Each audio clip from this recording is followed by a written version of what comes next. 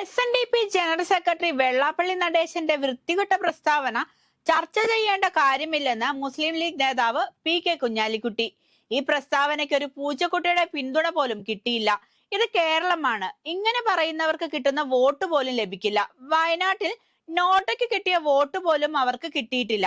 വെള്ളാപ്പള്ളിയുടെ പ്രസ്താവന സമൂഹം അങ്ങനെ തന്നെ തള്ളിക്കളഞ്ഞു.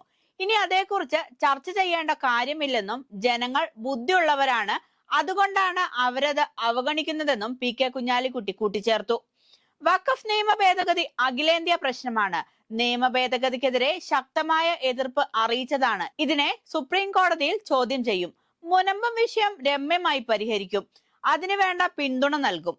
പ്രശ്നത്തിൽ ചിലർ രാഷ്ട്രീയ മുതലെടുപ്പ് നടത്താൻ ശ്രമിക്കുന്നുണ്ട്. മലയോര മേഖലയിലെ പ്രശ്നങ്ങൾക്ക് സമാന്തര പരിഹാരം കണ്ടെത്തേണ്ടതുണ്ട്. മെറിറ്റ് അടിസ്ഥാനത്തിൽ വോട്ട് ചെയ്യുകയാണെങ്കിൽ സഭയുടെ വോട്ട് UDF തന്നെ ലഭിക്കുമെന്നും കുഞ്ഞാലിക്കുട്ടി കൂട്ടിച്ചേർത്തു.